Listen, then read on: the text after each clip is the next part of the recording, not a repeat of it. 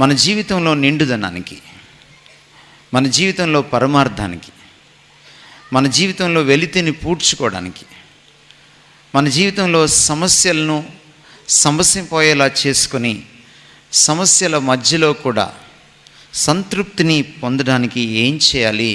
దేవుడు లేకపోతే ఏం జరుగుతుంది ఒక మనిషి జీవితంలో? దేవుడు లేకపోతే ఏం జరుగుతుంది ఒక సమాజానికి? దేవుడు లేకపోతే ఏం జరుగుతుంది ఒక సంస్కృతికి? దేవుడు లేకపోతే ఏం జరుగుతుంది ఒక దేశానికి? దేవుడు లేకపోతే చరిత్ర స్థితిగతులు ఎలా మారిపోతాయి? ఒక మాటలో చెప్పానంటే ద కాన్సిక్వెన్సెస్ ఆఫ్ ద గాడ్లెస్నెస్ అని ఈ ప్యాసేజ్కి మనం హెడ్డింగ్ పెట్టుకోవచ్చు. దేవుడు లేకపోతే వచ్చే పర్యవసానాలు ఏంటి, దుష్పరిణామాలు, దుష్ఫలితాలు ఏమిటి అన్నది ఈ వాక్య భాగం చదివితే మనకు అర్థమైపోతుంది. తలలో ఉంచితే ప్రార్థన చేసుకుందాం. ప్రేమ కలిగిన తండ్రి,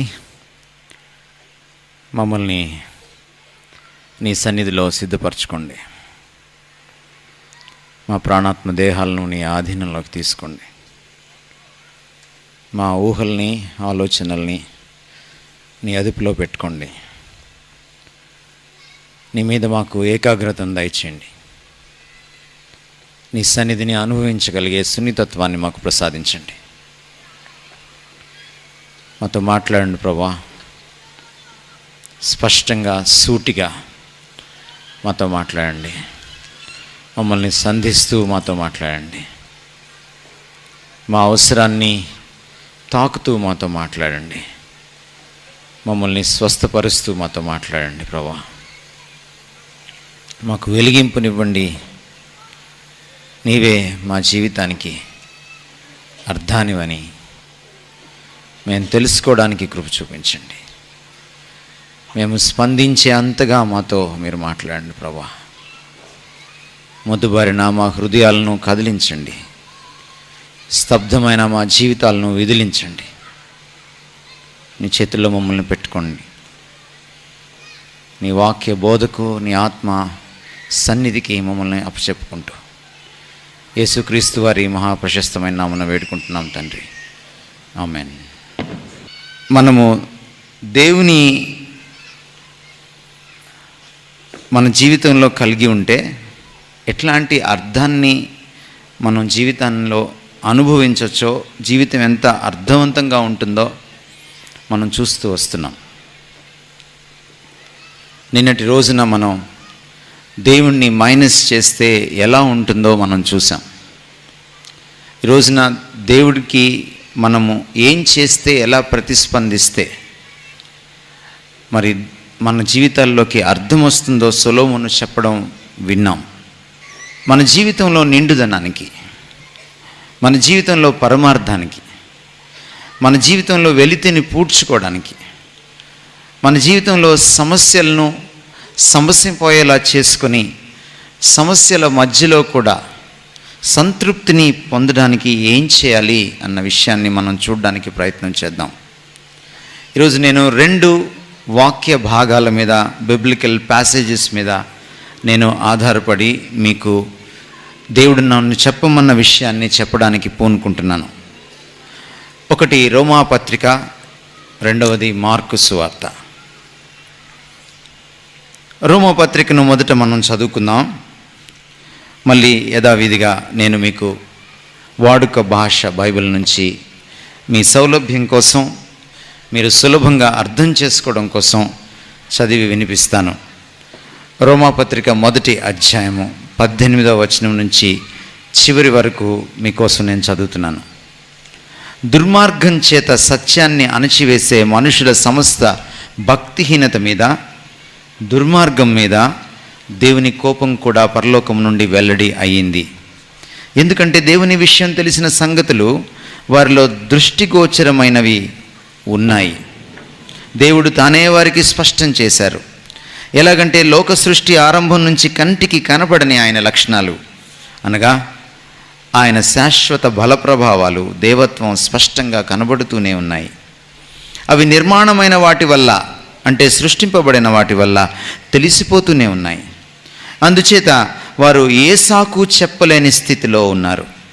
21వ వచనం, ఎందుకంటే వారు దేవుణ్ణి ఎరిగి ఉండి కూడా దేవుడుగా ఆయన్ను మహిమపరచలేదు, ఆయనకు కృతజ్ఞత చెప్పలేదు. అంతేగాక వారి తలంపులు వ్యర్థమైపోయాయి, వారి తెలివి తక్కువ హృదయాలు చీకటిమయమయ్యాయి. తాము జ్ఞానులమని చెప్పుకుంటూ బుద్ధి లేని వారయ్యారు. ఏనాడు నాశనం కానివాడైన దేవుని మహిమకు బదులుగా నాశనం అయ్యే మనుషుల విగ్రహాలను, పక్షుల, 4 కాళ్ళున్న మృగాల, ప్రాకే ప్రాణుల విగ్రహాలను కూడా పెట్టుకున్నారు. 24వ వచనం. ఆ కారణం చేత దేవుడు వారి హృదయంలోని చెడ్డ కోరికలతో పాటు వారిని కల్మషానికి, పరస్పరంగా తమ శరీరాలను అవమానపరచడానికి అప్పగించాడు.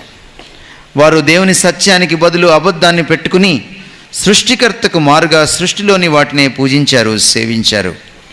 అయితే ఆయనే శాశ్వతంగా స్తుతిపాత్రుడు. తదాస్తు. 26. ఆ కారణం చేత దేవుడు వారిని నీచమైన ఆశలకు అప్పగించాడు. వారి స్త్రీలు సహజ సంబంధం మానుకుని అసహజ సంబంధం ఎంచుకున్నారు. అలాగే పురుషులు కూడా స్త్రీలతో సహజ సంబంధం మానుకుని ఒకరిని ఒకడు మోహించుకుని కామాగ్నిలో మాడిపోయారు. మగవారితో అసహ్యమైనది చేశారు. తమ తప్పిదానికి తగిన ప్రతిఫలం తమ లోపల పొందారు కూడా. 28. దేవుణ్ణి తమ ఎరుకలో ఉంచుకోవడం అంటే వారికి ఇష్టం లేదు గనక చేయరానివి చేయించే పాడు మనసుకు దేవుడు వారిని అప్పగించాడు. 29. వారిలో అన్ని రకాల దుర్మార్గత, జారత్వం, చెడుతనం, అత్యాశ, దుష్టబుద్ధి నిండి ఉన్నాయి. అసూయ, హత్య, కలహం, మోసం, విరోధభావం వారిని నింపివేశాయి. వారు కొండెగాళ్ళు, అపనిందలు వేసేవారు, దేవుడంటే ద్వేషం ఉన్నవారు, అపకారులు, గర్విష్ఠులు, బడాయికోర్లు, చెడ్డవాటిని కల్పించేవారు, తల్లిదండ్రుల మాట విననివారు, తెలివి తక్కువ వారు, మాట తప్పేవారు, జాలి లేనివారు, క్షమించనివారు, దయచూపనివారు, ఇలాంటి వాటిని చేస్తూ ఉండేవారు. మరణానికి తగిన వారనే దేవుని న్యాయ నిర్ణయం వారికి తెలిసి కూడా వాటిని చేస్తూనే ఉన్నారు. అంతేకాకుండా వాటిని చేస్తూ ఉన్న వారిని మెచ్చుకుంటున్నారు. దేవుణ్ణి మనిషి ఎలా తృణీకరించాడో, తత్ఫలితంగా వచ్చినటువంటి పర్యవసానాలు ఏంటో అద్భుతంగా మన కళ్ళ ముందు ఆవిష్కరించాడు పౌలు రోమాపత్రిక 1వ అధ్యాయంలో. దేవుడు లేకపోతే ఏం జరుగుతుంది ఒక మనిషి జీవితంలో? దేవుడు లేకపోతే ఏం జరుగుతుంది ఒక సమాజానికి? దేవుడు లేకపోతే ఏం జరుగుతుంది ఒక సంస్కృతికి? దేవుడు లేకపోతే ఏం జరుగుతుంది ఒక దేశానికి? దేవుడు లేకపోతే చరిత్ర స్థితిగతులు ఎలా మారిపోతాయి? నేరాలు, ఘోరాలు ఎలాగ పెరిగిపోతాయి? దేవుడు లేకపోతే నైతిక దిగజారుడుతనం ఎలా వస్తుంది? దేవుడు లేకపోతే మనుషుల మధ్య సఖ్యత ఎలాగా పాడైపోతుంది? దేవుడు లేకపోతే నైతిక విలువలు ఎలా భ్రష్టుపట్టిపోతాయి? దేవుడు లేకపోతే భావోద్రేకపరమైన సమస్యలు ఎలా వస్తాయి? దేవుడు లేకపోతే దేవాలయాలు ఎలా వెలుస్తాయి? విగ్రహాలు ఎలా పుడతాయి? ఇవన్నీ కూడా ఆయన మనకి వివరిస్తూ, విపులీకరిస్తూ రాశాడు. ఒక మాటలో చెప్పానంటే ద కాన్సిక్వెన్సెస్ ఆఫ్ ద గాడ్లెస్నెస్ అని ఈ ప్యాసేజ్కి మనం హెడ్డింగ్ పెట్టుకోవచ్చు. దేవుడు లేకపోతే వచ్చే పర్యవసానాలు ఏంటి, దుష్పరిణామాలు, దుష్ఫలితాలు ఏమిటి అన్నది ఈ వాక్య భాగం చదివితే మనకు అర్థమైపోతుంది. కనీసం 3 విషయాల్ని నేను మీ దృష్టికి తీసుకురావాలనుకుంటున్నాను. I'm taking a negative passage in order to drive home the positive points. ఈ నెగటివ్ విషయాల్ని చెప్పినటువంటి ఒక వాక్య భాగాన్ని తీసుకొని 3 పాజిటివ్ విషయాల్ని నేను ఈరోజు మీకు చెప్పి జీవితంలో అర్థం ఎలా వస్తుందో నేను ముగిస్తాను. నెంబర్ 1, మీరు చూసినప్పుడు వాళ్ళు దేవుణ్ణి తృణీకరించడం మనం చూస్తాం. తృణీకరించేటప్పుడు వాళ్ళు మొదట చేసిన పని ఏంటంటే దేవుణ్ణి ఎరిగి ఎరగనట్టు ప్రవర్తించారు. మనం అప్పుడప్పుడు అంటుంటాం, ఏమీ ఎరగనట్టు నటిస్తున్నావే అని. మనకు తెలిసిపోద్ది బాడీ లాంగ్వేజ్. నిజానికి ఇన్ని మతాలు పుట్టడానికి కారణం దేవుడెవరో తెలియక కాదు. నిజానికి నాస్తిక మతం పుట్టడానికి కారణం దేవుడెవరో తెలియక కాదు. బైబిల్ చాలా ఘంటాపదంగా చెప్తున్న మాట ఏంటంటే ఆది నుంచి మానవుడికి దేవుడెవరో తెలుసు. దేవుడెవరో తెలియక విగ్రహాలు పెట్టుకోలేదు. దేవుడు ఎవరో బాగా తెలుసు, కానీ కావాలనే తెలియనట్టు. ఆ మాటలో గమనించండి, మీరు చూస్తే వాళ్ళు దేవునిని ఎరిగి, మీ దగ్గర ఉన్న బైబిల్స్లో చూస్తే వాళ్ళు దేవునిని ఎరిగియు వాళ్ళు ఆయనను గౌరవించలేదు, మహిమపరచలేదు, కృతజ్ఞతాస్తుతులు చెల్లించను లేదు. ద ఫస్ట్ ప్రాబ్లం ఏంటంటే మానవుడి సమస్యకు నోయింగ్ గాడ్, దేవుణ్ణి ఎరగడం, ఎరిగిన దేవుణ్ణి ఎరగనట్టుగా జీవించడం, ఎరిగిన దేవుణ్ణి తోసివేయడం, జీవితంలోంచి తృణీకరించడం. ఇంకా చెప్పాలంటే కిందకు వచ్చిన తర్వాత ఏమంటారంటే వాళ్ళు దేవునికి హృదయంలో చోటియ్యలేదు అనే మాట ఉంది, చాలా స్ట్రాంగ్ వర్డ్. ఎందుకు దేవుణ్ణి తెలుసుకోవాలి? దేవుణ్ణి తెలుసుకోకపోతే ఎందుకు ఇన్ని అనర్థాలు వస్తాయి? ఎందుకు జీవితం నిండుగా ఉండాలంటే, జీవితంలో అర్థం కావాలంటే దేవుణ్ణి ఎందుకు తెలుసుకోవాలి అన్న ప్రశ్న తప్పకుండా ఉత్పన్నమవుతుంది. మీరు ఆదికాండంలోకి వెళ్ళి చూస్తే దేవుడితో ఎప్పుడైతే సంబంధం తెగిపోయిందో ఎన్ని అనర్థాలు వచ్చాయో నేను మీకు వివరిస్తాను. ఎన్ని అనర్థాలు వచ్చాయో. ఆదిలో మానవుడికి, ఆదాముకి, హవ్వకు దేవుడు ఎవరో చాలా బాగా తెలుసు. There was perfect communication and communion between them. మానవుడికి దేవుడికి ఒక అద్భుతమైనటువంటి సంభాషణ, అద్భుతమైనటువంటి స్నేహం, సాన్నిహిత్యం వాళ్ళ మధ్య ఉంది. దేవుడు ప్రతిరోజు చల్లపూట వచ్చి వాళ్ళతో సంభాషిస్తూ ఉండేవాడు, స్నేహిస్తూ ఉండేవాడు. ఏదెను వనంలో ఆ ఇద్దరు దంపతులు దేవుడితో ఒక అద్భుతమైనటువంటి అనుభవం, అనుభూతి, అనుబంధం కలిగి ఉన్నారు. నా సడన్గా అపవాది వచ్చి ఇది నిజమా అని చెప్పి దేవుడి యొక్క ఆజ్ఞను అతిక్రమించేలా వాళ్ళను ప్రేరేపించినప్పుడు వాళ్ళు ఏం చేశారంటే ఆ పని చేసేశారు. దేవుడు కాదన్న పనిని, వద్దన్న పనిని, అపవాది చేయమన్న పనిని చేశారు. ఒక రకంగా చెప్పాలంటే దేవునికి విధేయత చూపించకుండా అపవాదికి విధేయత చూపించారు. దేవుణ్ణి నమ్మకుండా అపవాదిని నమ్మారు. ఎప్పుడైతే దేవుణ్ణి అపనమ్మకంతో చూశారో వాళ్ళు అవిధేయతలోకి దిగజారిపోయారు. ఆ విధంగా వాళ్ళు అక్రమమైన పని చేశారు ఆ రోజున. ఏం జరిగింది? ఎప్పుడైతే ఆ పండు తినకూడని దాన్ని తిన్నారో, దేవుని ఆజ్ఞను అతిక్రమించారో, వాళ్ళు దేవునికి మొదట దూరం అవడం జరిగింది.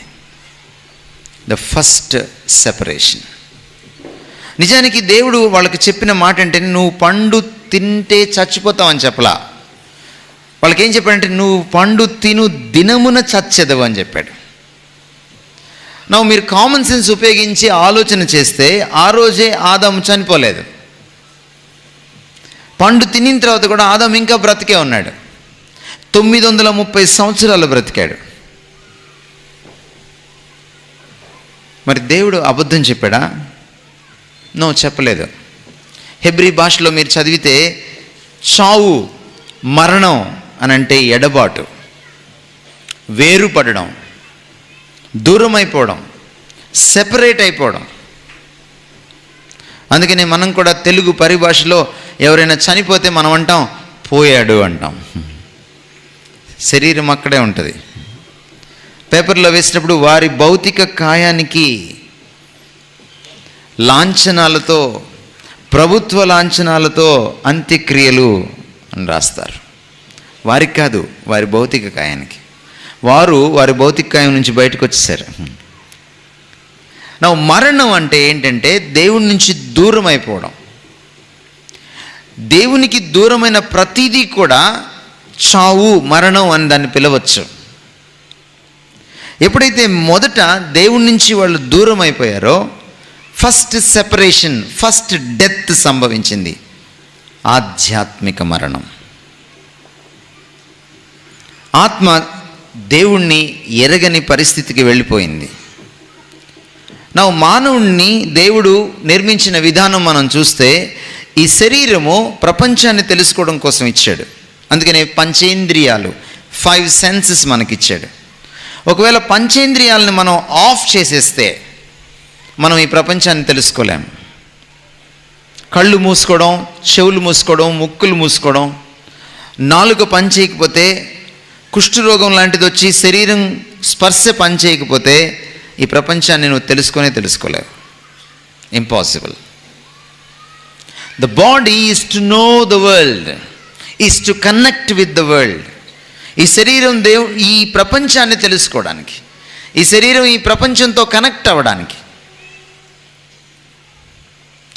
And there is a second faculty, చాలా ప్రాముఖ్యమైన మరొక విభాగం మనలో ఉంది, ప్రాణం. దేహం, ప్రాణం. ప్రాణం నన్ను నేను తెలుసుకోవడానికి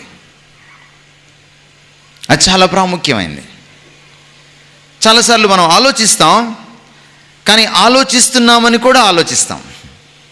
సెల్ఫ్ కాన్షియస్నెస్ అంటాం. ఆత్మస్పృహ ఉంటుంది మనకి, మనల్ని గురించిన స్పృహ మనకు ఉంటుంది. మనం బాధపడుతూ ఉంటాం, సడన్గా మనకు అనిపిస్తుంది నేను ఎందుకు ఇంత బాధపడుతున్నాను, నేను బాధపడడం గురించి మళ్ళీ బాధపడతాం. Self consciousness. ప్రాణం నన్ను నేను తెలుసుకోవడం కోసం. మూడవది ఆత్మ. Spirit is to know God. ఆత్మ దేవుణ్ణి తెలుసుకోవడం కోసం. దేవుడు ఆత్మ కనుక ఆయనను ఆత్మతోనే అర్థం చేసుకోగలం, అనుభవించగలం, అనుభూతి చెందగలం. ఆత్మలోనే ఆయనతో అనుబంధం ఏర్పరచుకోగలం. ఎప్పుడైతే ఆదాము దేవుడి దగ్గర పాపం చేశాడో, దేవుడి నుంచి వేరుపడ్డాడో, మొదటి ఎడబాటు, మొదటి సెపరేషన్, మొదటి మరణం ఆధ్యాత్మిక మరణం. అందుకనే ఆయన చెప్పిన మాట నెరవేరింది, నీవు పండు తిను దినుమున నిశ్చయముగా చచ్చెదవు. The first death happened. ఎప్పుడైతే ఆదాము పండు తిన్నాడో మరొక రియాక్షన్, మరొక పర్యవసానం మనకు అక్కడ కనపడుతూ ఉంటుంది. అప్పుడు దాకా ఆదాముకి సిగ్గంటే తెలియదు, అప్పుడు దాకా ఆదాముకి భయం అంటే తెలియదు. ఎప్పుడైతే ఆదాము హవ్వలు పండు తిన్నారో తమకేమవుతుందో వాళ్ళకి అర్థం కాలేదు. అపరిచితుడు స్టార్ట్ అయింది అక్కడే. ఫస్ట్ టైం మనిషికి మనిషి అర్థం కాలేదు, నాకు నేను అర్థం కాలేదు, నీకు నువ్వు అర్థం కాలేదు. నీ నుంచి నువ్వే సెపరేట్ అయిపోయినటువంటి పరిస్థితి. అందుకని మనం చాలాసార్లు ఏదో మాట్లాడేస్తాం, తర్వాత వెళ్ళి సారీ చెప్తాం. ఎందుకంటే నువ్వు అలా మాట్లాడతావని కూడా నీకు తెలియదు. చాలాసార్లు మనం అనుకున్న పని చేసేస్తూ ఉంటాం,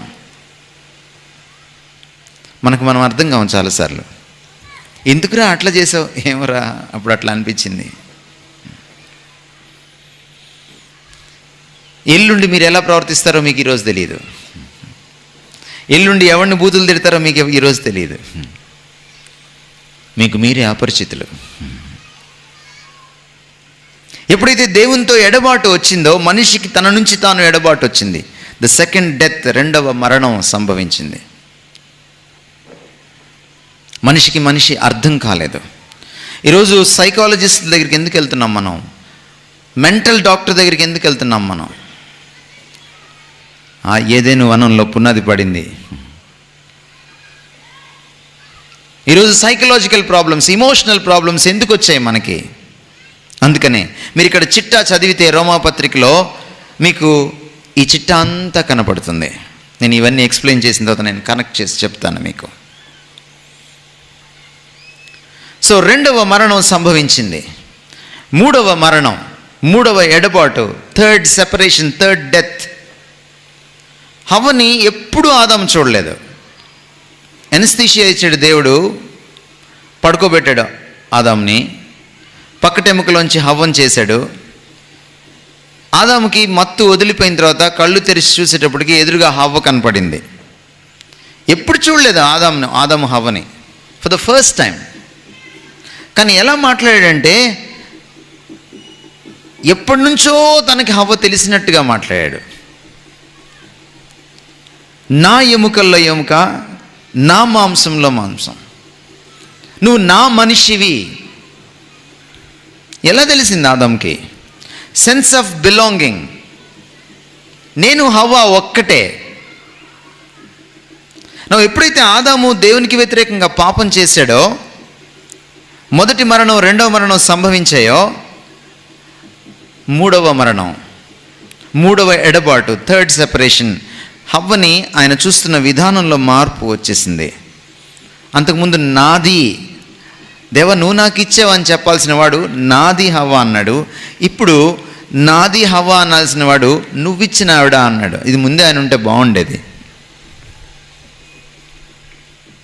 there was a third separation, third death.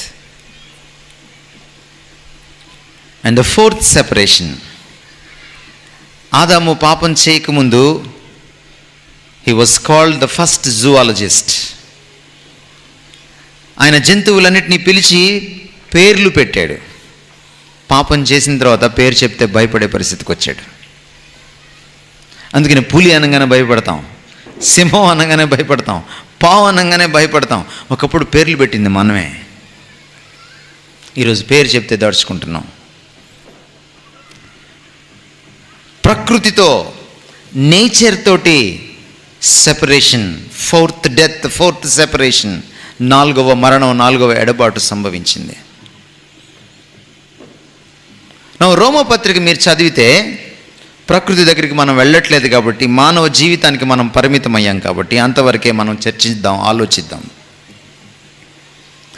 మీరు అక్కడ చూస్తే there was a spiritual problem, there was a social problem, there was a psychological, emotional problem. మనం అక్కడ జాగ్రత్తగా చూస్తే విగ్రహాలు పెట్టుకున్నారు వాళ్ళు.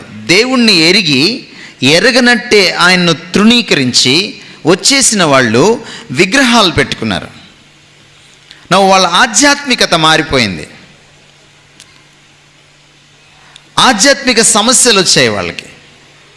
విగ్రహాలని పూజించడం మొదలు పెట్టారు.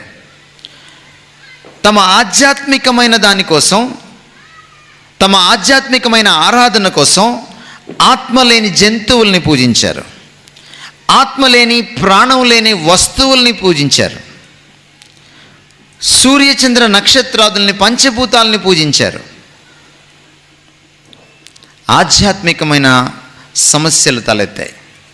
కిందకొచ్చి మనం చూస్తే వాళ్లకు ఒకరికొకరికి పడలేని పరిస్థితి, నరహత్య వచ్చింది, తల్లిదండ్రులకు అవిధేయులు వచ్చారు.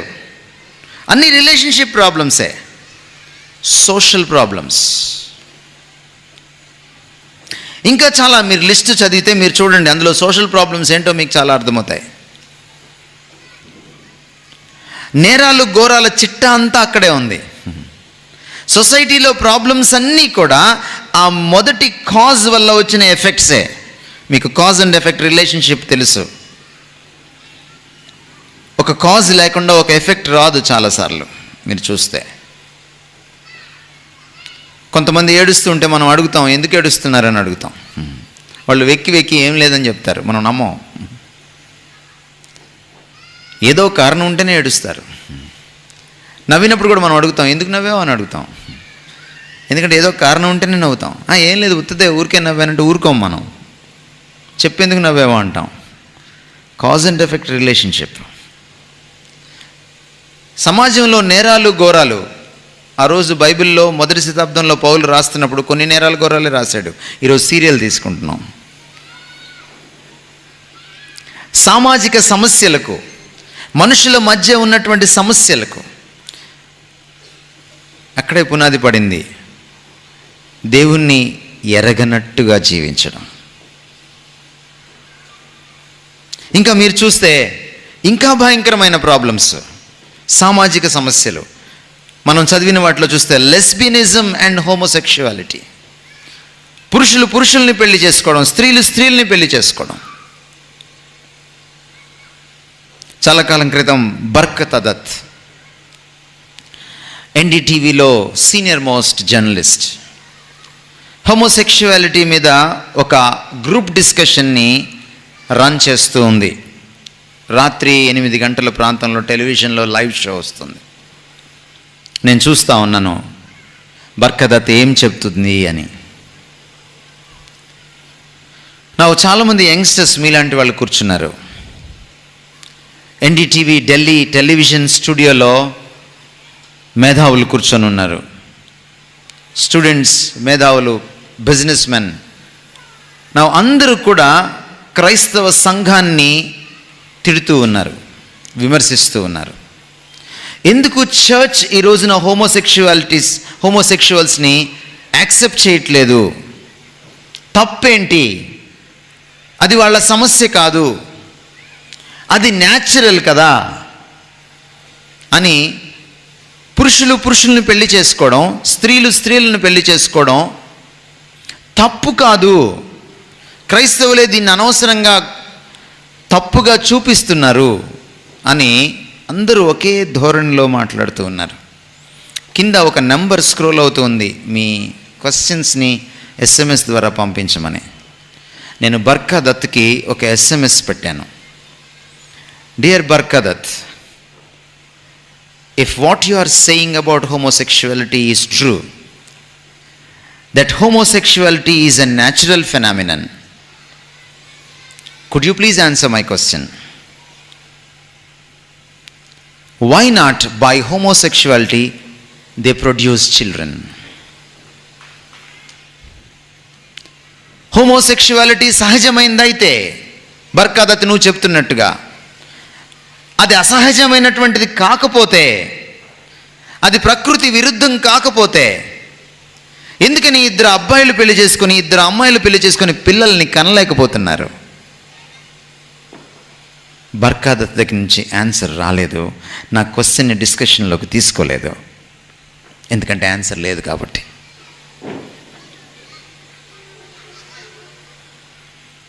దేవుణ్ణి కాదంటే సోషల్ ప్రాబ్లమ్స్ చూస్తే దయలేని వారు, అనురాగరహితులు, జాలి చూపలేని వారు, there were emotional problems, psychological problems. ఇదంతా కూడా స్టార్టెడ్ విత్ వన్ పాయింట్: దేవుణ్ణి ఎరిగి ఎరగనట్టుగా జీవించడం. అందుకనే దేవుణ్ణి ఎరగడం అనేది అత్యంత ప్రాముఖ్యమైన విషయం ఒక మనిషికి. ఒకవేళ మానవ సమాజంలో, మానవ జీవితంలో ఇటువంటి దుష్పరిణామాలన్నిటినీ కూడా అవాయిడ్ చేయాలనుకుంటే, వాటిని వారించాలనుకుంటే, అవి జరగకూడదని మీరు అనుకుంటే, first and the foremost thing is you must know God. దేవుణ్ణి ఎరగడం చాలా ప్రాముఖ్యమైన విషయం. రోమాపత్రికలో వాళ్ళు చేసిన తప్పుని, మీ పితరులు, నా పితరులు చేసిన తప్పుని, మానవ జాతిలో జరిగినటువంటి ఆ తప్పుని మళ్ళీ మీరు చేయకూడదు. ఈ పెండాల కింద కూర్చున్న మీరు ఒకవేళ మీరు కూడా తృణీకరిస్తే, రేపు పరలోకంలో ఇంకొక వాక్య భాగం చదవాల్సి వస్తుంది. ఆ రోజున జన్గాంలో వాళ్ళు దేవుణ్ణి ఎరగగలిగియో, ఎరగడానికి అవకాశం దొరికియో, వాళ్ళు దేవుణ్ణి ఎరగకుండా వచ్చేశారు, ఎరగడానికి ఇష్టపడలేదు. అందుకనే వారిని దేవుడు నరకానికి అప్పగించేశాడు అనే ఒక కొత్త వాక్య భాగం మీరు చూడబోతున్నారు. You have a chance today. ఆ రోజున వాళ్ళకు ఒక ఛాన్స్ దొరికింది, దేవుణ్ణి ఎరిగిన ఛాన్స్. కానీ వాళ్ళు కావాలని దేవుణ్ణి తృణీకరించారు. ఎవరైతే దేవుణ్ణి ఎరిగి కూడా ఎరగనట్టుగా ఉంటారో, ఎరగడానికి అవకాశం ఉండి కూడా ఎరగడానికి ఇష్టపడరో, తెలుసుకోవడానికి అవకాశం ఉండి కూడా తెలుసుకోవడానికి ఇష్టపడరో, వాళ్ళ మీద బైబిల్ చెప్తున్న మాట, దేవుని కోపం రగులుకుంటుంది. ఎందుకంటే దేవుడు ఛాన్స్ తర్వాత ఛాన్స్ ఇస్తాడు, అండ్ ఒక రోజున ఛాన్స్ ఉండదు. సడన్లీ నీకు ఛాన్స్ లేకుండా అయిపోతుంది. దేవుణ్ణి ఎరగడం అందుకే చాలా ప్రాముఖ్యమైన విషయం.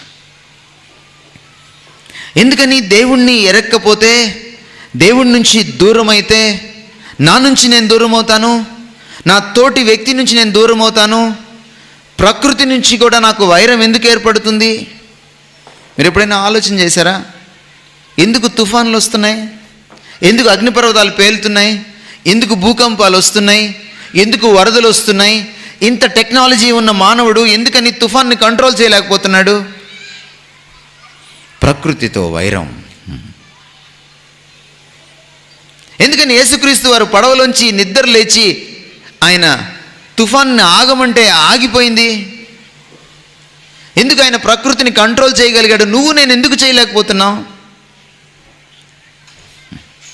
ఆయనలో పాపం లేదు. ఆయన తండ్రితో ఎప్పుడు కలిసే ఉన్నాడు, విడిపోలేదు. దేవునికి వ్యతిరేకంగా మనం చేసిన పాపమే మనం దేవుణ్ణి దూరం చేసింది. అందుకని ప్రకృతితో వైరాన్ని తీసుకొచ్చి పెట్టింది. ఈరోజు మీ సైన్స్, మీ టెక్నాలజీ ఏమీ పనికిరాదు. భూమి ఎదురు తిరిగితే, సముద్రం ఎదురు తిరిగితే ఎక్కడికి వెళ్ళిపోతామో తెలియదు.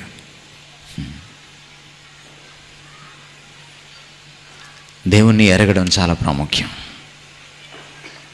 పాపం వచ్చి మనకి దేవుడికి మధ్య అడ్డుబండగా, అడ్డుగోడగా నిలబడ్డప్పుడు యేసుక్రీస్తు వారు వచ్చి ఆ పాపాన్ని తొలగించేశాడు, ఆ అడ్డుగోడను తొలగించేశాడు సిలువలో. అయినా కూడా మనం ఇంకా ఆయన్ని ఎరక్కపోతే చాలా పెద్ద ప్రాబ్లం జీవితంలో. అందుకే మీనింగ్ రాదు. మొదటి మరణం దేవుని నుంచి ఎడబాటు, రెండవ మరణం నీ నుంచి నువ్వు ఎడబాటు. నాకు నేను అర్థం కాకపోతే నాకు జీవితం ఎలా అర్థమవుతుందండి? అందుకనే దేవుణ్ణి ఎరిగితేనే నన్ను నేను తెలుసుకోగలుగుతాను. దేవుణ్ణి తెలుసుకోవడం ద్వారా నన్ను నేను తెలుసుకోగలుగుతాను. అప్పుడే నా జీవితానికి అర్థం ఏంటో తెలుసుకోగలుగుతాను. అన్ని నాలెడ్జెస్కి మూలమైన knowledge of God. When you have the knowledge of God, you have the knowledge of self. When you have the knowledge of God, you have the right knowledge of the world. ఎందుకని ఈ రోజున ప్రపంచాన్ని study చేసి అంతరిక్షాన్ని జయిస్తున్నటువంటి వారిలో క్రైస్తవ దేశాలు ముందున్నాయి? ఎందుకని భారతదేశం ముందు లేదు? బైబిల్ వల్ల. బైబిల్ పాశ్చాత్య దేశాలని ప్రభావితం చేయడం వల్ల వాళ్ళు ఈరోజు ప్రపంచాన్ని తమ గుప్పెట్లోకి పెట్టుకోగలిగారు. చంద్రుడి మీదకి వెళ్ళగలిగారు. అంతరిక్షంలో పరిశోధనలు చేయగలుగుతున్నారు. మీకు తెలుసా, మొట్టమొదటిసారి నీల్ ఆర్మ్స్ట్రాంగ్ చంద్రుడి మీద కాలు పెట్టినప్పుడు ఏం జరిగిందో? బైబిల్ ఓపెన్ చేసి బైబిల్లో మొదటి పేజీ చదివారు. ఆది యందు దేవుడు భూమి ఆకాశాలను సృజించాడు అని. అది కింద టీవీలో చూస్తూ ఉన్నారు. It's history. ఎందుకని భారతీయులు ఇంకా చంద్రుడి మీదకి వెళ్ళలేదు? భారతీయులు చంద్రుడి మీదకి వెళ్ళకుండా చంద్రుడిని మామా అని పిలిచారు. వాడేదో మీ అమ్మ తమ్ముడైనట్టు. అక్కడికి వెళ్ళే ఆలోచన లేక అబద్ధాలు చెప్పడం మొదలుపెట్టారు. చంద్రుణ్ణి పిల్లలకి అద్దంలో చూపించి, చందమామ రావే, జాబిల్లి రావే, కొండెక్కి రావే, వస్తా వస్తా పనిలో పనిగా గోగుపూలు కూడా తీసుకురావే, పాటలు పాడుతూనే ఉన్నారు. వాడు చంద్రుడి మీదకి వెళ్ళిపోయాడు. అమెరికా వాడు చంద్రుడి మీదకి వెళ్ళి తన జెండా పాతే సమయానికి ఇంకా మనం చందమామ రావే అనే పాటలు పాడుకుంటూనే ఉన్నాం. ఈ రోజు కూడా పాడుతూనే ఉన్నాం. చందమామ ఎప్పటికి రాదు, నువ్వే వెళ్ళాలి, ఎందుకంటే అది నీ మామ కాదు. వాయ్? అసలైన దేవుణ్ణి వదిలిపెట్టి చంద్రుణ్ణే దేవుడు అనుకున్నాం. It all started with one point: దేవుణ్ణి ఎరక్కపోవడం, having a wrong knowledge about God. చంద్రుడి మీదకి వెళ్తే చచ్చిపోతాం అనుకున్నారు భారతీయులు, ఎందుకంటే చంద్రుడు దేవుడు కాబట్టి. ఎవరెస్ట్ శిఖరం ఎక్కడుందండి? హిమాలయాలు ఎక్కడున్నాయి? భారతదేశంలో ఉన్నాయి. తెలీదా మీకు? కానీ ఎవరెస్ట్ శిఖరం ఫస్ట్ ఎవరు ఎక్కాలి? భారతదేశంలో ఎవరెస్ట్ శిఖరం ఉంటే భారతీయులు ఎక్కాలి. ఎప్పుడు ఎక్కారు భారతీయులు ఎవరెస్ట్ శిఖరాన్ని? మొన్నెక్కారు. దాన్ని పేపర్లో టాప్ పతాక శీర్షికల్లో వేసుకున్నారు. కానీ ఫస్ట్ ఎవరు ఎక్కారు ఎవరెస్ట్ శిఖరాన్ని? Edmund Hillary, Tenzing Norgay. GK question ఇది. ఒక నార్వే దేశస్థుడు ఎందుకు ఎక్కాడండి? నీ దేశంలో ఉన్నటువంటి కొండని, పర్వతాన్ని నార్వే దేశస్థుడు ఎందుకు ఎక్కాడు? ఎందుకంటే భారతీయులందరూ ఏమనుకున్నారంటే అక్కడ శివుడు ఉంటాడు, ఎక్కితే భస్మం అయిపోతాం అనుకున్నారు. It all depends on how you look at God, how you know about God. దేవుని గురించిన నీ ఎరుక. ఎడ్మండ్ హిల్లరీ, టెన్సింగ్ నార్కేకి బైబిల్ వచ్చు. అందుకని ఎవరెస్ట్ శిఖరం పైన శివుడు ఉంటాడు అనుకోలేదు. వాళ్ళు ఎక్కేశారు. వాళ్ళు ఎక్కిన ఎన్ని దశాబ్దాలకి మనం ఎక్కాం. Knowing God. జీవితానికి అర్థం కావాలంటే ముందు దేవుణ్ణి అర్థవంతంగా తెలుసుకోవాలి. బైబిల్లో దేవుణ్ణి ఎరగడం అంటే కేవలం దేవుని గురించి తెలుసుకోవడం కాదు, దేవుణ్ణే తెలుసుకోవడం. నరేంద్ర మోడీ గురించి అందరికీ తెలుసు, కానీ నరేంద్ర మోడీ నీకు పరిచయమా అంటే మనం తలంచుకుంటాం. దేవుణ్ణి గురించి తెలుసుకుంటే కుదరదు. ఇలాంటి క్యాంపుల్లో దేవుణ్ణి గురించి మాత్రమే తెలుసుకుంటారు మీరు. దేవుణ్ణి ఎందుకు తెలుసుకోవాలో తెలుసుకుంటారు మీరు. దేవుణ్ణి ఎలా తెలుసుకోవాలో తెలుసుకుంటారు మీరు. కానీ బైబిల్లో తెలుసుకోవడం అంటే అర్థం ఏంటంటే సన్నిహితంగా తెలుసుకోవడం. ఎంత సన్నిహితంగా అంటే ఒక భార్యకు భర్తకు ఎంత సాన్నిహిత్యం ఉంటుందో, ఒక భార్యకు భర్తకు ఎంత దాపరికం లేని జీవితం ఉంటుందో, ఎంత ట్రాన్స్పరెన్సీ ఉంటుందో, ఎంత పారదర్శకత ఉంటుందో, ఎంత క్లోజ్నెస్ ఉంటుందో, అది తెలుసుకోవడం అంటే. యోబు తన జీవితంలో అంతా పోగొట్టుకున్న తర్వాత ఇంకా దేవుణ్ణి తిట్టి చచ్చిపోరాదని ఒక అద్భుతమైన ఐడియా ఇచ్చింది ఆయన జీవితం నాశనం కావడానికి. ఎవరు? ఆయన భార్య. అప్పుడు యోబు ఏమన్నాడు తెలుసా? నా విమోచకుడు సజీవుడని నేను ఎరుగుదును.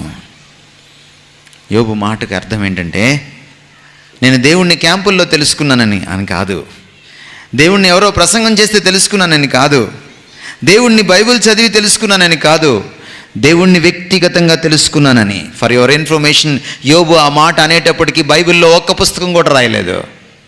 66 పుస్తకాల్లో ఒక్క పుస్తకం కూడా రాయలేదు. The oldest and the most ancient book in the whole Bible is the book of Job.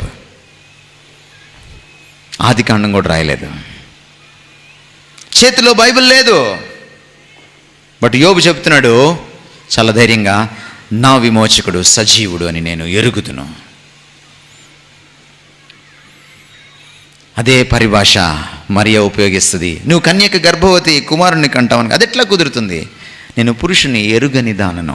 ఎరగడం అంటే అది క్లోజ్నెస్. జీవితంలో మీనింగ్ ఎప్పుడు వస్తుందంటే ఈ జీవితానికి మూలకర్త అయినటువంటి ఆ దేవుణ్ణి అతి సన్నిహితంగా నువ్వు తెలుసుకున్నప్పుడు అప్పుడే మీనింగ్ వస్తుంది. క్యాంపుకి వచ్చి వెళ్ళిపోయాను, వచ్చేసింది మీనింగ్ అనుకోకండి. మీ అన్వేషణ ఎప్పుడు స్టార్ట్ అవుతుందో తెలుసా? క్యాంప్ అయిపోయిన రోజు నుంచి స్టార్ట్ అవుతుంది. Please mind this my dear young friends. ఇక్కడ దేవుణ్ణి ఎలా అన్వేషించాలో తెలుసుకుంటారు. ఇక్కడ జీవితానికి పరమార్థం ఎలా అన్వేషించాలో తెలుసుకుంటారు. లేక జీవితానికి అర్థం ఎలా తెలుస్తుందో తెలుసుకుంటారు. కానీ అసలు అర్థం ఎప్పుడు తెలుస్తుందంటే మీరు ఇంటికి వెళ్ళిపోయిన తర్వాత. దేవుడు ఎవరిని కలుసుకుంటాడో తెలుసా? దేవుడు ఎవరికి అపాయింట్మెంట్ ఇస్తాడో తెలుసా? దేవుణ్ణి ఎవరు తెలుసుకోగలరో తెలుసా మీకు? దేవుణ్ణి ఎప్పుడు తెలుసుకోగలరంటే only when you are in silence and solitude. ఏకాంతంలో, నిశ్శబ్దంలోనే దేవుణ్ణి తెలుసుకోగలుగుతాం.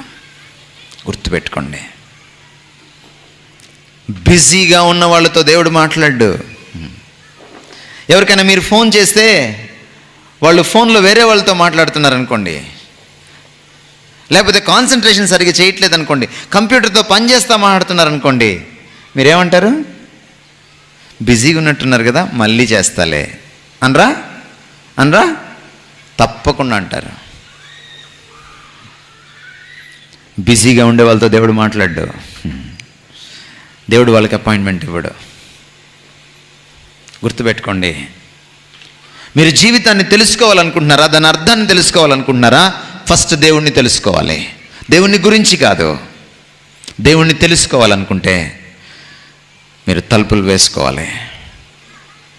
కాసేపు ఆయనతో మాత్రమే స్పెండ్ చేయగలిగేటువంటి ఓపిక, ఆసక్తి, సమయం మీ దగ్గర ఉండాలి. ఓన్లీ దెన్ మీరు దేవుణ్ణి కలుసుకుంటారు. అందుకని యేసుక్రీస్తు వారు ఏమని చెప్పారు? మీరు ప్రార్థన చేసేటప్పుడు తలస్నానం చేసి రూమ్లోకి వెళ్ళి తలుపులు వేసుకొని రహస్యమందు మీ తండ్రికి మొరపెట్టండి. మీ తండ్రి రహస్యమందు మీ ప్రార్థన వింటాడు. It's in secrecy and solitude, in silence you meet God. You meet God. నేటి విద్యార్థులకి, నేటి అమ్మాయిలకి, అబ్బాయిలకి సైలెన్స్ అంటే భయం. ఒకప్పుడు ఎస్టీడీలు ఉండే. ఢిల్లీకి ఫోన్ చేస్తే 1 గంట 2 గంటలు వెయిట్ చేయాలి, మళ్ళీ ఫోన్ మోగుతుంది. ఆ రోజుల్లో ఫోన్ ఎత్తుకుంటే ఎవరైనా పక్కన వాళ్ళకి ఇవ్వమని అడిగితే ఏమనేవాళ్ళు అంటే 1 minute అనేవాళ్ళు అని పక్కన వాళ్ళకి ఇచ్చేవాళ్ళు మమ్మల్ని లైన్లో పెట్టి. ఈరోజు ఫోన్ ఎత్తుకొని పక్కన వాళ్ళకి ఇవ్వమంటే 1 sec అంటున్నారు. అంటే 1 minute వెయిట్ చేసేంత సమయం నీకు లేదు. ఏం చేస్తావు నువ్వు 24 గంటలు? ఏం చేయవు. Busy for nothing. క్షణం తీరిక లేదు, తమ్ముడు ఆదాయం లేదని బిజీ ఫర్ నథింగ్. ఎందుకని మనం ఫోన్ ఎత్తుకోగానే వెయిట్ చేయండి అని అన్నప్పుడు కాల్ సెంటర్లో మ్యూజిక్ ఎందుకు పెడతారు? You can't face silence. ఎందుకని ట్రైన్లో కాసేపు కామ్గా కూర్చోలేము మనం? చెవులు అది ఎందుకు పెట్టుకుంటాం? సైలెన్స్ అంటే మనకు కష్టం. ఫ్రెండ్స్, ఈరోజు మీకు ఒక గుడ్ న్యూస్ చెప్తాను సైలెన్స్ గురించి. సైలెన్స్లో దేవుడిని మీరు మీట్ అవ్వడానికి అవకాశం. సైలెన్స్లో నువ్వెవరో నువ్వు తెలుసుకోవడానికి అవకాశం. సైలెన్స్లో నేను ఈ జీవితం యొక్క అర్థం తెలుసుకోవడానికి అవకాశం. బయట సైలెన్స్ ఉంటే సరిపోదు, లోపల కూడా సైలెన్స్ కావాలి. నాయిస్ 2 రకాలు. ఎక్స్టర్నల్ నాయిస్, ఎందుకంటే బయట ఇప్పుడు మీకు వినపడుతున్నాయి టపాకాయలు, ఎందుకంటే అక్కడ చిన్నపిల్లల వాయిస్ వినపడుతుంది. External noise. కొన్నిసార్లు అంతా సైలెంట్గా ఉంటుంది, అర్ధరాత్రి 1 గంట, కానీ లోపల మాత్రం సైలెన్స్ ఉండదు. రకరకాల ఆలోచనలు. చాలాసార్లు మనం ప్రార్థనకి కూర్చోగానే మనకి చాలా కనపడతా ఉంటాయి. ఎప్పుడు గుర్తొచ్చేస్తూ ఉంటాయి. దేవుడి కోసం కళ్ళు మూసుకోగానే ఎప్పుడు గుర్తురాని గుర్తొస్తూ ఉంటాయి. When you are silent outside and inside you meet God. దేవుణ్ణి ఎరగడం అప్పుడే సాధ్యమవుతుంది. మీరు టైం తీసుకొని దేవుణ్ణి కలవడానికి ప్రయత్నం చేసినప్పుడు దేవుడు మిమ్మల్ని ఆనర్ చేస్తాడు. దేవుడు మిమ్మల్ని ఆనర్ చేస్తాడు. ఆయన మిమ్మల్ని మీట్ అవుతాడు. ఒకసారి దేవుడిని మీరు కలుసుకున్న తర్వాత మీ జీవితాలు మారిపోతాయి. జీవితానికి కర్త ఎవడో తెలుసుకున్న తర్వాత జీవితం అర్థం మారిపోతుంది.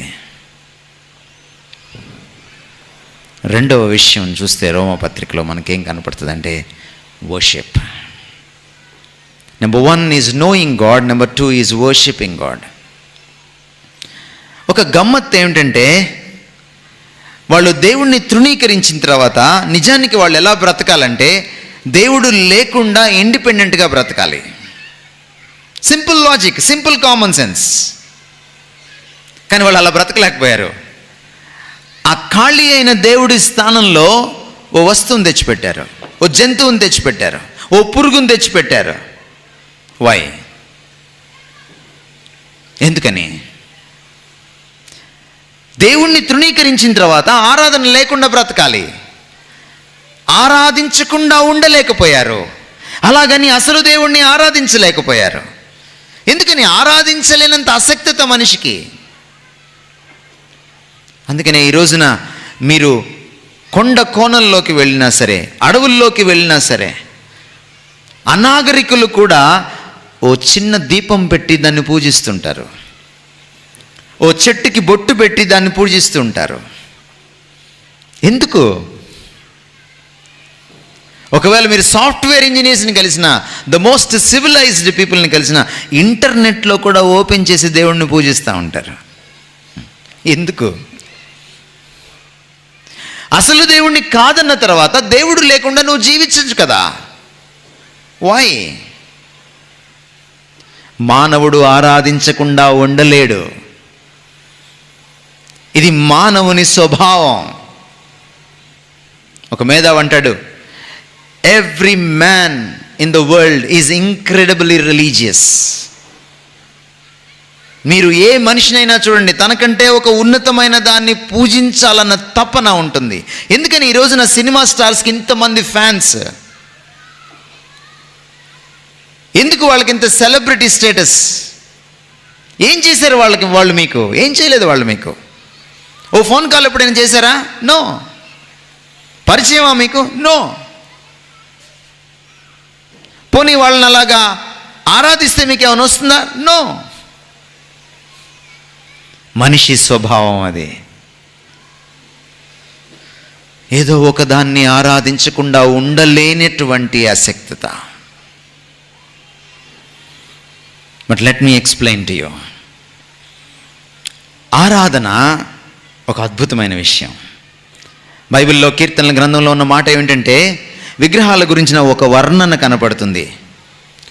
అవి కళ్ళుండి చూడలేవు, చెవులుండి వినలేవు, నోరుండి మాట్లాడలేవు.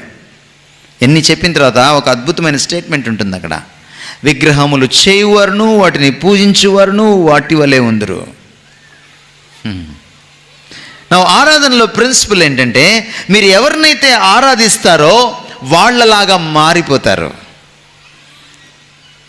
నా సింపుల్, మీ లాజిక్ని ఆలోచన చేయండి. మీకంటే తక్కువ దాన్ని ఆరాధిస్తే మీరు ఆ స్థాయికి దిగిపోతారు. అందుకని జంతువుల్ని ఆరాధించకూడదు. అందుకని మనం చేసుకున్న రాళ్ళని, రప్పల్ని, చెట్లని, చేమల్ని ఆరాధించకూడదు. మీరు మీ తోటి మనిషిని, ఓ మహేష్ బాబునో, ఓ చిరంజీవినో, ఓ పవన్ కళ్యాణ్నో మీరు ఆరాధిస్తే అంతకంటే ఎదగలేరు. జీవితంలో మీనింగ్ రాదు. ఓ సచిన్ టెండూల్కర్ని ఆరాధించేవాడు సచిన్ టెండూల్కర్ డూప్లికేట్గా తయారవుతాడు. ఓ మహేష్ బాబుని ఆరాధించేవాడు మహేష్ బాబు డూప్లికేట్గా తయారవుతాడు. No originality. కానీ మీకంటే ఉన్నతుడైన, అనంతుడైన, మిమ్మల్ని సృష్టించినటువంటి, మీకు మూలకర్త అయినటువంటి, మీ జీవితానికి రచయిత అయినటువంటి వాడిని మీరు ఎప్పుడైతే ఆరాధిస్తారో మీరు ఎదుగుతారు. మీరు జీవితానికి అర్థం తెలుసుకుంటారు. అందుకనే జీవితానికి అర్థం తెలుసుకోవాలి అంటే అసలైన దేవుణ్ణి ఆరాధించడం నేర్చుకోవాలి.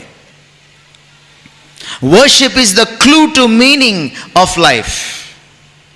జీవితంలో పరమార్థానికి మూలం, కీలకం అసలు దేవుణ్ణి ఆరాధించడం.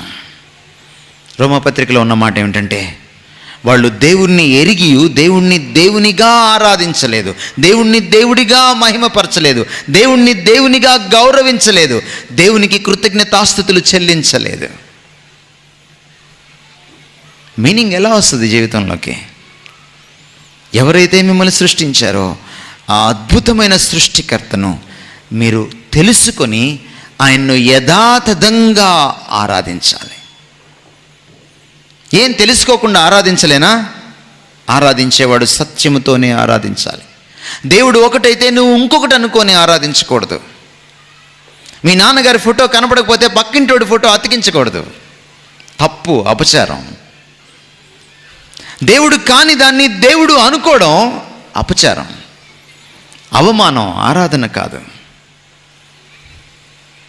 అందుకనే దేవుణ్ణి తెలుసుకుని, ఆయన ఎవరో యథాతథంగా తెలుసుకుని ఆయన్ను ఆ స్థాయిలో ఆయన ఏమై ఉన్నాడో అలానే గౌరవించి, పూజించి ఆరాధించాలి. అప్పుడే నా బ్రతుక్కి ఒక అర్థం దొరుకుతుంది. చాలాసార్లు ఆరాధించేటప్పుడు మనం ఏమనుకుంటామంటే దేవుడికి ఏదో ఒరగబెడుతున్నాం అనుకుంటాం. దేవుడికి ఏం ఒరగదు. అందుకే పౌలు అంటాడు, ఏథెన్స్ వాసులతో ఆ విగ్రహారాధికులతో మాట్లాడేటప్పుడు తనకేదో కొదువై ఉన్నట్టు ఆయన మనుషుల చేతులతో సేవింపబడువాడు, ఆరాధింపబడువాడు కాడు. మన ఆరాధన దేవుడికి ఏదో ఒరగ పెట్టదు. దేవుణ్ణి ఆరాధించడం వల్ల ఒరిగేది నాకే. నేనెవరో నాకు అర్థమవుతుంది. దేవుని పోలికలో చేయబడిన నేను దేవుణ్ణి ఆరాధించినప్పుడు, ఆ పోలికను నేను ఒకప్పుడు పాపం వల్ల పోగొట్టుకున్నప్పుడు, మళ్ళీ దేవుణ్ణి ఆరాధించడం నేను నేర్చుకున్నప్పుడు, ఆ పోగొట్టుకున్న పోలికను మళ్ళీ తిరిగి సంపాదించుకుంటాను. దేవుణ్ణి ఆరాధించే కొలది ఆయనలాగా మారుతాను. సచిన్ టెండూల్కర్ని ఆరాధించే ఫ్యాను సచిన్ టెండూల్కర్ని ఎలా ఇమిటేట్ చేస్తాడో, పవన్ కళ్యాణ్ని ఆరాధించేటువంటి ఒక ఫ్యాను పవన్ కళ్యాణ్ని ఎలా ఇమిటేట్ చేస్తాడో, ఒక టీచర్ని ఆరాధించే ఒక ఎలిమెంటరీ అమ్మాయి స్టూడెంట్ టీచర్ని ఇంటికి వచ్చి సెలవుల్లో ఎలాగ చీరగట్టుకొని ఇమిటేట్ చేస్తుందో, దేవుణ్ణి ఆరాధించే మీరు దేవుడిలాగా మారిపోతారు. ఆయన అసలు శిష్యులు పోలిక మీలో ఉంది. ఆ పోలిక 100% పరిడవిల్లుతుంది. అప్పుడు మన జీవితాల్లోకి మీనింగ్ వస్తుంది, అర్థం వస్తుంది. ఇది మీరు అనుభవిస్తేనే మీకు తెలుస్తుంది. నేను ముగిస్తాను. 3వది, ప్రేమ లేకుండా ఆరాధన రాదు. ఆరాధన చాలాసార్లు ప్రేమలోకి నడిపిస్తుంది. చాలాసార్లు ఒక అమ్మాయి అందాన్ని చూసి మనం ఫ్లాట్ అయిపోతాం, ఫిదా అయిపోతాం, ఆ తర్వాత లవ్లో పడతాం. ఎక్కడ ఆరాధన ఉంటుందో అక్కడ లవ్ ఉంటుంది. దేవుణ్ణి చూసి ముగ్ధులమైపోయినాడు. దేవుణ్ణి ఆరాధించడం నేర్చుకున్నప్పుడు ఆటోమేటిక్గా ఆయన ప్రేమించడం నేర్చుకుంటాం. True worship leads you into true love. నిజమైన ఆరాధన నిజమైన ప్రేమలోకి నడిపిస్తుంది. అందుకనే దేవుణ్ణి ప్రేమించడం నేర్చుకున్నప్పుడే నిన్ను ప్రేమించడం నీకు వస్తుంది. ఆజ్ఞలను ఒకసారి చూడండి. మార్కు సువార్త 12వ అధ్యాయంలో బోధకుడా అసలైన ఆజ్ఞ ఏమిటి, ప్రధానమైన ఆజ్ఞ ఏమిటి అని అంటే ఆయన 2 ఆజ్ఞల్ని ఉటంకించాడు, ప్రస్తావించాడు. మొదటిది నీ దేవుడైన యెహోవాను పూర్ణతత్వంతో ప్రేమించడం. రెండవది నిన్ను వలె నీ పొరుగువాడిని ప్రేమించడం. 3 స్టెప్స్ అందులో మనకి కనపడతాయి. Loving God, loving your self, loving your neighbour. దేవుణ్ణి ప్రేమించడం, నిన్ను నువ్వు ప్రేమించుకోవడం, నీలాగా నీ తోటివాడిని పొరుగువాడిని ప్రేమించడం. No it is all flow, it's a flow, step by step. నీ పొరుగువాడిని ప్రేమించిన తర్వాత నిన్ను ప్రేమించుకోలేవు. నిన్ను ప్రేమించుకుంటూ ఆ తర్వాత నీ పొరుగువాడిని ప్రేమించడం నేర్చుకోలేవు. It all starts with loving God. అందుకని అది మొదటి ఆజ్ఞ అయింది. 2వ ఆజ్ఞని తీసుకెళ్ళి మొదటి స్థానంలో పెట్టలేం. ఎప్పుడైతే దేవుణ్ణి ప్రేమించడం నేర్చుకుంటానో అప్పుడు నన్ను నేను సరిగా ప్రేమించడం నేర్చుకుంటాను. అప్పుడు ఆత్మహత్య చేసుకోను.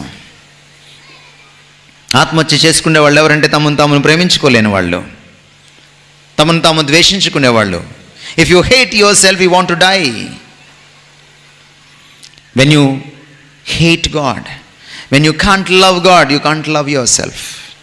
When you can't love yourself you can't love your neighbour. అందుకనే దేవుణ్ణి ప్రేమించడం చాలా ప్రాముఖ్యం. Now I'll tell you, ప్రేమ ఎలాగ మీ జీవితంలోకి ఒక అర్థాన్ని తీసుకొస్తుందో.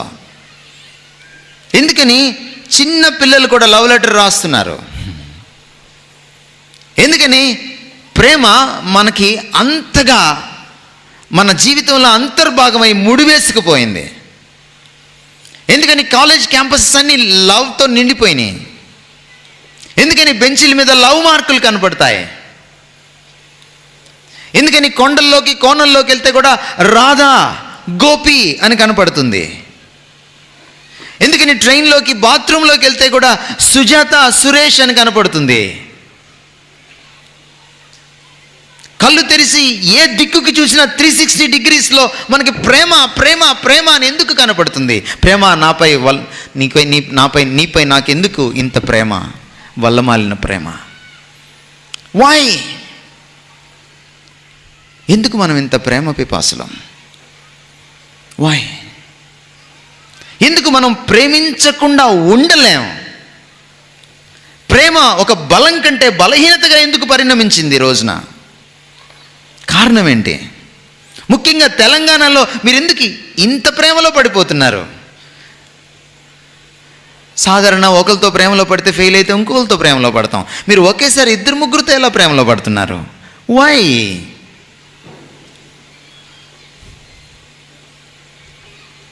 We are all lovers. We are born lovers. We are not made lovers. We are born lovers. Love మన రక్తంలో ప్రవహిస్తుంది. లవ్ అంటే మనకు చాలా లవ్. వై? మళ్ళీ మీరు ఆదికాండం 1వ అధ్యాయంలోకి, బైబిల్లోని 1వ పేజీలోకి వెళ్ళిపోవాల్సిందే. ఏ సైన్స్ చెప్పలేని ఈ సీక్రెట్ని బైబిల్ చెప్తోంది. ఏ సైకాలజిస్ట్ చెప్పలేని ఈ సీక్రెట్ని బైబిల్ చెప్తోంది. ప్రేమ స్వరూపి, ప్రేమనే స్వరూపముగా కలిగినటువంటి ఒక దేవుడి స్వరూపంలో మీరు చేయబడ్డారు. నా ఆదికాండం 2వ అధ్యాయం 18వ వచనం చాలాసార్లు పెళ్ళిళ్ళప్పుడే వాడుతూ ఉంటారు. మన సమస్య అదే. బైబిల్లో కొన్ని వచనాలని, కొన్ని వాక్య భాగాల్ని కొన్ని సందర్భాలకి పరిమితం చేసేసాం, బ్రాండ్ చేసేసాం మనం. అందుకే మనకు బైబిల్ అర్థం కావట్లేదు. నరుడు ఒంటరిగా ఉండటం ఎందుకు మంచిది కాదు? ఎందుకంటే దేవుడు ఒంటరివాడు కాదు కాబట్టి. ఈ బైబిల్ దేవుడు, ఈ అసలు శిష్యులు దేవుడు ఒక వ్యక్తి కాదు, ఆయన త్రియేక దేవుడు. ఆదాముని సృజించక మునుపు, దూతల్ని సృజించక మునుపు ఆయన ఒంటరివాడిగా లేడు. ఆయన ముగ్గురు వ్యక్తులైన ఏకదేవుడుగా ఉన్నాడు. మనమెవరూ లేనప్పుడు ఆయనలో ప్రేమ ఉంది. ఎందుకంటే దేవుడు నిన్న నేడు నిరంతరం మారనివాడు. God is immutable. సృష్టికి ముందు ఏ దేవుడో, సృష్టి తర్వాత అదే దేవుడు. సృష్టి వినాశనం అయిన తర్వాత కూడా అదే దేవుడు. ఆ దేవుడు సహజ సిద్ధంగా ప్రేమ. God the Father loves God the Son through God the Holy Spirit. అందుకని ప్రేమకు మూలమయ్యాడు ఆయన. మనము ఏక వ్యక్తి అయిన దేవుని పోలికలో స్వరూపంలో చేయబడలేదు. మనము త్రియేక దేవుడైన దేవుని పోలికలో స్వరూపంలో చేయబడ్డాం. అందుకనే మానవుడు ఒంటరిగా ఏక వ్యక్తిగా ఈ భూమి మీద జీవించేటప్పుడు ఒంటరిగా ఉండటం మంచిది కాదు. He needs love. Love is our basic need. బాడీలో ప్రాణం పోకుండా ఉండాలంటే ప్రాణవాయువు ఎలా కావాలో, మనిషి బ్రతికి బట్ట కట్టాలంటే ప్రేమవాయువు కావాలి. Love is like an oxygen for the meaning of life. అందుకనే ప్రేమ కోసం అంత తప్పిస్తాం మనం. కానీ మన ప్రాబ్లం ఏంటంటే ఆ ప్రేమ ఎక్కడి నుంచి వచ్చిందో మనకు తెలియదు. Let me illustrate it to you. పారే నీళ్ళు ఎప్పుడైనా చూసారా మీరు? సెలయేళ్ళ దగ్గరికి ఎప్పుడైనా వెళ్ళారా మీరు? తెలంగాణ వాళ్ళకి తెలియదేమో. కొండల్లోంచి నీరు కారుతూ ఉంటుంది. సెలయేరు దగ్గరికి వెళ్ళి చూడండి మీరు. ఆ నీరు గ్లాసులో పట్టుకొని చూడండి ఎంత స్వచ్ఛంగా ఉంటుందో. మీకు ఉదయాన్నే పంపులు వస్తాయి కదా, మీరు నీళ్ళు పట్టుకుంటారు కదా, ఒత్తిట్లో నీళ్ళు పట్టండి. ఒత్తిట్లో నీళ్ళు పట్టండి. మీ ఇంటి దగ్గర బావి ఉందేమో చూడండి, బావిలో నీళ్లు చేదుకోండి. ఈ రెండింటిని ఒకసారి కంపేర్ చేద్దాం. తొట్టిలో నీళ్లు పట్టి 3 రోజుల తర్వాత, 4 రోజుల తర్వాత ఆ నీళ్లు వాసన చూడండి ఎలా ఉంటుంది. కుళ్ళిపోతుంది, వాటర్ కుళ్ళిపోతుంది. మీ ఇంట్లో బాగుంటే, లేకపోతే మీ పక్కింట్లో బాగుంటే, మీరు నెల రోజులు చేదిన ఆ నీళ్లు హాయిగా తీయగా చక్కగా ఉంటాయి, కుళ్ళిపోవు. ఎందుకని బావిలో ఉన్నటువంటి నీళ్లు కుళ్ళిపోవు, తొట్టులో ఉన్న నీళ్లు కుళ్ళిపోతాయి? ఏంటి కారణం? తొట్టిలో ఉన్న నీళ్ళకి ప్రవాహం లేదు, ఊట లేదు. బావిలో నీళ్ళకి కింద నుంచి ఊట వస్తుంది, కింద నుంచి ఊట వస్తుంది. మన ప్రేమ ఎందుకు కుళ్ళిపోయిందో తెలుసా? మనది తొట్టి ప్రేమ. ఊట లేదు. లవ్ని ఎల్ షేప్లో చూపిస్తాం మనం. ఎల్ అంటే లైసెన్స్ బోర్డు కాదు, లవ్ బోర్డు. దేవుణ్ణి ప్రేమించడం ఎప్పుడైతే నేర్చుకుంటామో, దేవుని ప్రేమని ఎప్పుడు చవిచూడడం నేర్చుకుంటామో, అది ప్రవహిస్తుంది మానవుల్లోకి. The horizontal relationship, the horizontal love relationship is actually intertwined with the vertical love relationship. దేవునితో ఉన్నటువంటి నిట్ట నిలువు సంబంధం తోటి మానవులతో ఉన్నటువంటి ప్రేమ సంబంధానికి దారి తీస్తుంది. ఇది ఎప్పుడైతే కట్ అయిపోతుందో ఊట తెగిపోతుంది. పారే నీరులాగా మన ప్రేమ స్వచ్ఛంగా ఉండదు. అందుకనే ప్రేమలోకి ఈరోజు హత్య వచ్చింది, ఆత్మహత్య వచ్చింది, ప్రేమోన్మాదం వచ్చింది. ఎప్పుడైతే ఇది తెగిపోయిందో, మనకి ఊట కట్ అయిపోయింది, మన ప్రేమ కుళ్ళిపోయింది. కానీ ప్రేమ లేకుండా బ్రతకలేమే. ప్రేమ జీవితానికి నిండుదనాన్ని తీసుకొస్తుంది. ప్రేమ జీవితాన్ని వెలితి లేకుండా చేస్తుంది. అందుకనే ప్రేమ దొరక్కపోతే తప్పించిపోతాం, తల్లడిల్లిపోతాం, చచ్చిపోవడానికి కూడా రెడీ అయిపోతాం. కానీ గుర్తుపెట్టుకోండి, ఆ ప్రేమ ఎప్పుడైతే తెలుస్తుందో దట్ ఫ్లో కంటిన్యూస్. ఎందుకంటే ఆయన దగ్గర ఉన్న ప్రేమ స్వచ్ఛమైంది, అనంతమైంది. ఈ ప్రేమ నువ్వు నేను ఇచ్చుకుంటూ ఉంటే ఓ రోజున అయిపోతుంది. మీకు చిన్న కథ చెప్పి నేను ముగిస్తాను. How inadequate hour love is. మన ప్రేమలో ఎంత చాలనితనం ఉందో మీకు అర్థం కావడానికి ఇలస్ట్రేషన్ మీకు పనికొస్తుందని నేను అనుకుంటున్నాను. చాలా రోజుల క్రితం, చాలా సంవత్సరాల క్రితం ఇద్దరు నిరుద్యోగులు ఓ చిన్న వ్యాపారం పెట్టుకున్నారు. ఎండాకాలం మంచి వ్యాపారం ఏంటంటే చల్లని పానీయం అందించేటువంటి వ్యాపారం. తెలివిగలవాడు ఎవడైనా అలాంటి వ్యాపారమే పెట్టుకుంటాడు. సరే, ఈ ఇద్దరు ఫ్రెండ్స్కి ఒక ఐడియా తట్టింది. ఓ చెరుకు రసం మిషన్ కొన్నారు, ఓ ఫుట్పాత్ మీద పెట్టుకున్నారు, రోడ్డుకు పక్కన. పాపం వాళ్ళ దగ్గర పెట్టుబడి ఎక్కువ లేదు, నిరుద్యోగులు. టెంట్ వేసుకోవడానికి కూడా డబ్బులు లేవు. ఓ చెట్టు దగ్గర పెట్టుకున్నారు, చెరుకుగడ్డలు కొన్ని పెట్టుకున్నారు. ఎవడు ఆగట్లేదు. 10 అయిపోయింది, ఎవడు రావట్లేదు. 10:30 అయిపోయింది, ఎవడు రావట్లేదు. ఉదయం 11 అయిపోయింది, సూర్యుడు ప్రతాపం చూపించడం మొదలు పెడుతున్నాడు, ఎవడు రావట్లేదు. ఇంతలో ఒక ఫ్రెండ్కి, ఓ పార్ట్నర్కి దాహం వేసింది. అరే, నేను ఒక గ్లాస్ తాగుతాను రా అన్నాడు. తప్పురా, అట్లా తాగకూడదు, ఇది వ్యాపారం అన్నాడు. మళ్ళీ 1 గంట అయిపోయింది, వాడికి శోష వచ్చేస్తుంది. అరే ప్లీజ్ రా, ఒక్క గ్లాస్ తాగుతాను రా, దాహం వేసేస్తుంది. అప్పుడు వాడు ఏమన్నాడంటే, రెండో ఫ్రెండు, 100 రూపాయలు ఇచ్చి తాగు, పెట్టుబడిరా, ఇది రూలే. సరే, వాడు జోబులో ఒక 50 రూపాయలు ఉంది. అరే ఇదే ఉందిరా, సరే అని తీసుకున్నాడు. పాపం వీడు తాగుతున్నాడు లొట్టలు వేసుకుంటూ.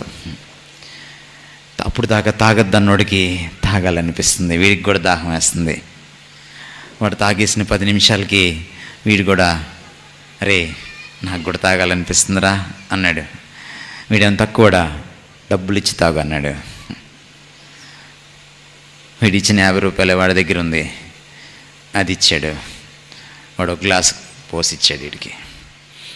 ఎవడు రావట్లేదు, ఎండ పెరిగిపోతుంది. వీళ్ళ దగ్గర ఉంది ఆ మెషిను, చెరుకుగడలే, ఇంకేం లేవు. మళ్ళీ వీడికి దాహం వేసింది. ఆడన్నాడు డబ్బులు ఇచ్చి తాగాలన్నాడు. మళ్ళీ 50 రూపాయలు ఆడికి ఇచ్చేసాడు, చెరుకు రసం తాగేశాడు. మళ్ళీ కాసేపటికి వాడికి దాహం వేసింది, డబ్బులు ఇచ్చి తాగాలన్నాడు. మళ్ళీ వీడు తాగేశాడు డబ్బులు ఇచ్చేసి.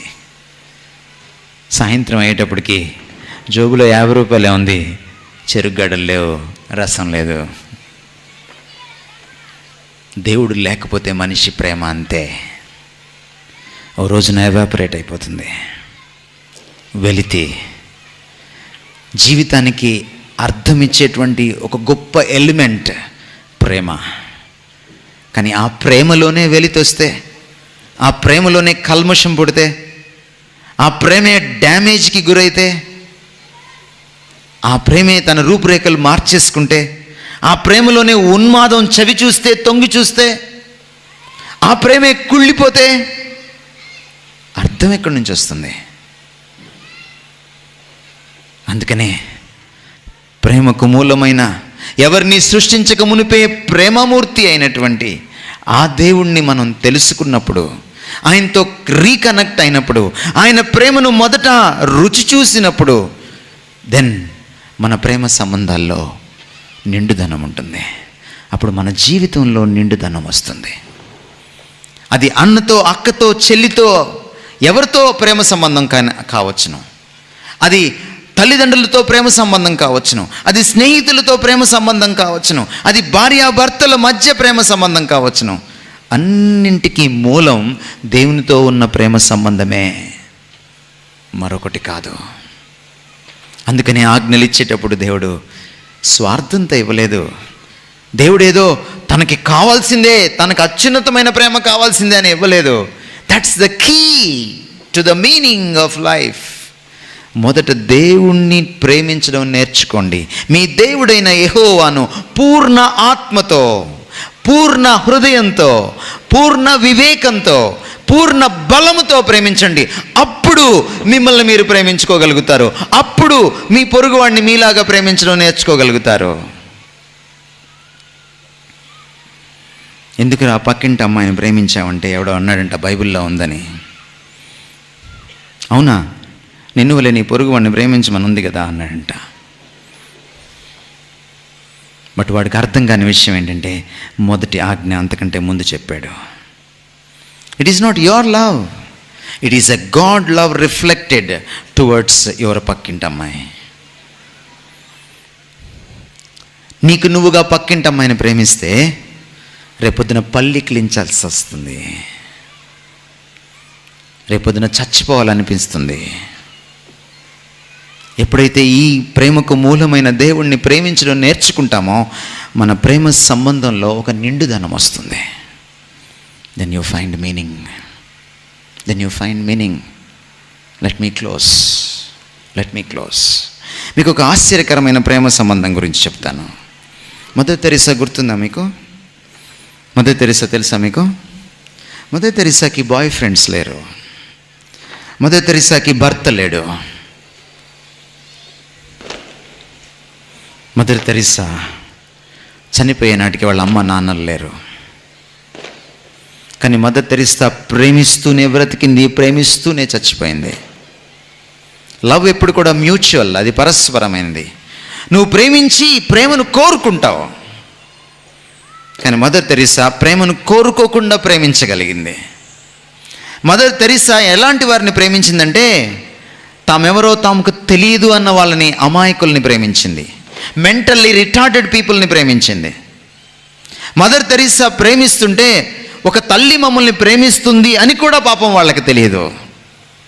మదర్ తెరీసాకి చాలా బాగా తెలుసు, నేను ఇంతమందిని ప్రేమిస్తున్నాను, ఇన్ని వేల మంది అభాగ్యుల్ని ప్రేమిస్తున్నాను, కానీ వాళ్ళ ప్రేమ మళ్ళీ నా దగ్గరికి రాదు. Yet she loved, yet she continued to love, yet she loved and lived, yet she loved, even died for that. ఆమె ప్రేమకు పరాకాష్ఠగా, ఆమె ప్రేమకు ప్రశంసగా బహుమతి ఇవ్వాలనుకుంది ప్రపంచం.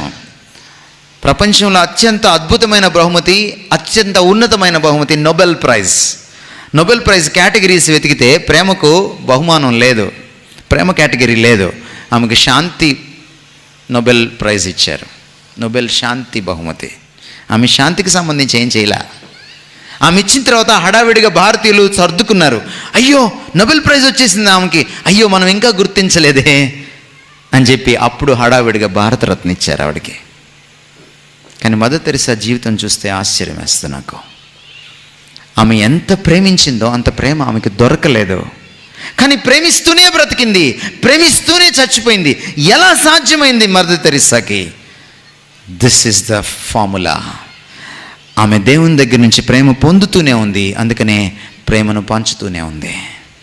ఆమె దేవుని దగ్గర నుంచి ప్రేమ పొందుతూనే ఉంది, అందుకనే ప్రేమను పంచుతూనే ఉంది. ఒకవేళ ఈ ప్రపంచంలో జీవితాన్ని నిండుదనాన్ని అనుభవించి ఆస్వాదించి భక్తిగా చనిపోయింది ఎవరు అని అడిగితే the best lady mother Teresa. ఆమె జీవితంలో వెలితి లేదు. ఆమె ఎందుకు బ్రతికిందో ఆమెకు తెలుసు. She knows it. ఆమెకు అసంతృప్తి లేదు. ఎందుకంటే ఆమె దేవుణ్ణి ప్రేమించడం నేర్చుకుంది. మీలాగే దేవుణ్ణి ప్రేమించే విషయంలో మొదట ఆమె తల్లడిల్లిపోయింది. మీలాగే మొదట దేవుణ్ణి ప్రేమించే విషయంలో ఆమెకి చేత కాలేదు, ఆమెకు అర్థం కాలేదు. అందుకని ఒక రోజున దేవుడి పాదాల దగ్గరికి వెళ్ళి ఆయన పాదాలను పట్టుకొని ఓ ప్రార్థన చేసింది mother Teresa. Lord, my problem is not that I don't love you. My problem is that I don't want to love you. My prayer therefore is that I want to love you. ప్రభా, నా సమస్య ఏంటంటే నిన్ను ప్రేమించకపోవడం కాదయ్యా, నిన్ను ప్రేమించాలన్న కోరిక కూడా నాలో లేదు. అంత నీచమైన దాన్ని నేను. అందుకనే నిన్ను ప్రేమించాలన్న కోరిక నాలో పుట్టించు ప్రభువా. ఆమె ప్రార్థనను దేవుడు గౌరవించాడు, ఒక ప్రేమ మూర్తిగా చేసేసాడు.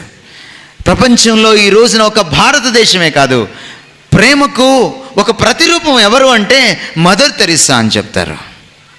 నిండుదనం, జీవితంలో అర్థం ప్రేమను బట్టి వస్తుంది.